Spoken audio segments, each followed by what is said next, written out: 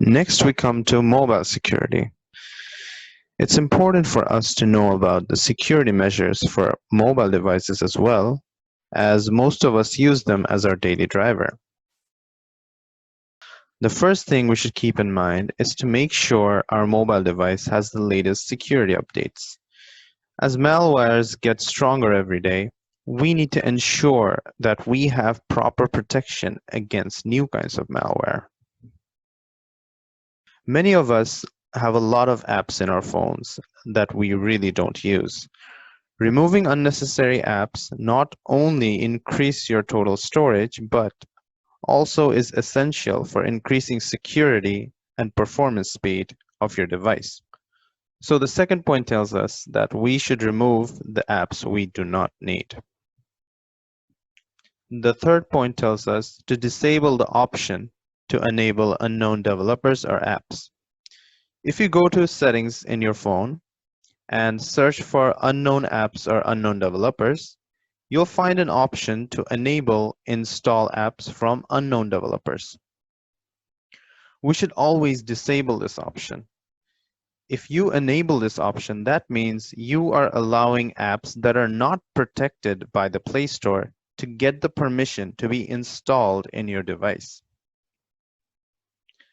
Many mobile app developers enable this option for testing their app before launching it in the Play Store. That's why this option exists. But for the average user, this option should be disabled for better protection so that malicious apps cannot install themselves in the background.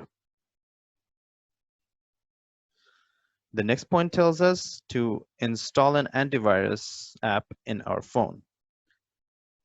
A good quality antivirus app can prevent potential malware attacks and stop them before they can take any action to harm our device. So we should all consider installing a good quality antivirus app in our phones as well. The next point is we need to check our privacy permissions of apps. There's also an example given here.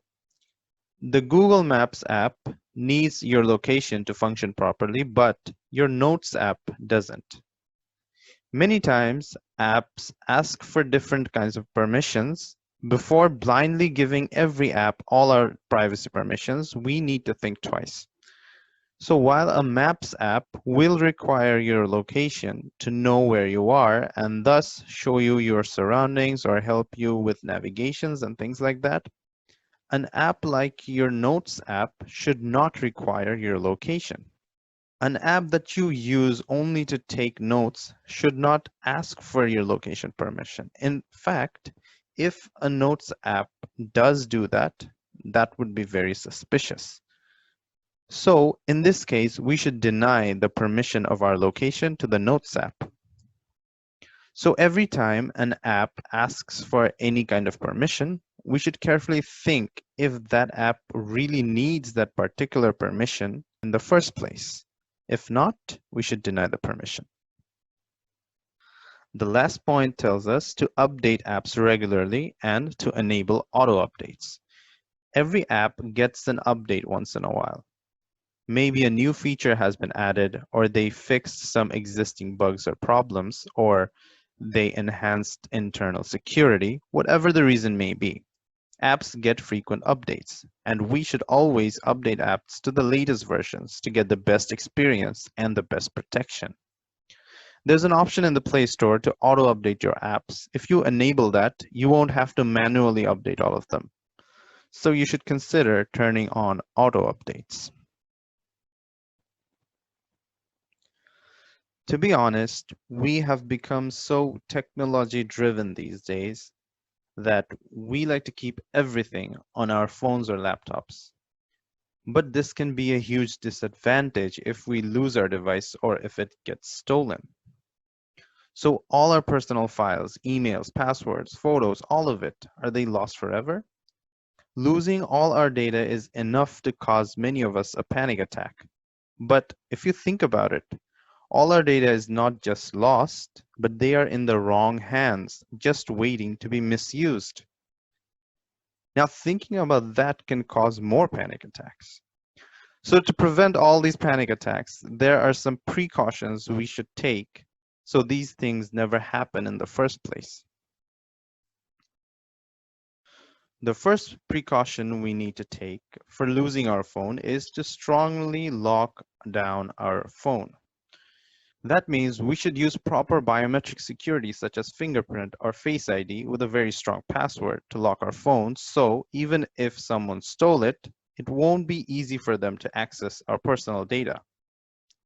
Another thing to remember is to set up remote tracking feature in our phones beforehand. Once this is enabled, we can track exactly where our phone is, and if we're lucky, we might even find the thief who stole it.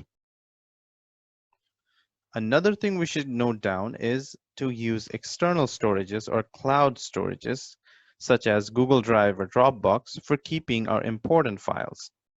So even if we lose our device, we should have full access to all our data.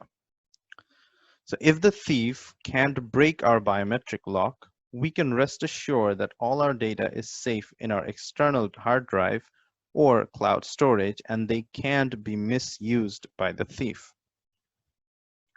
Another precaution is to enable encryption in our laptops.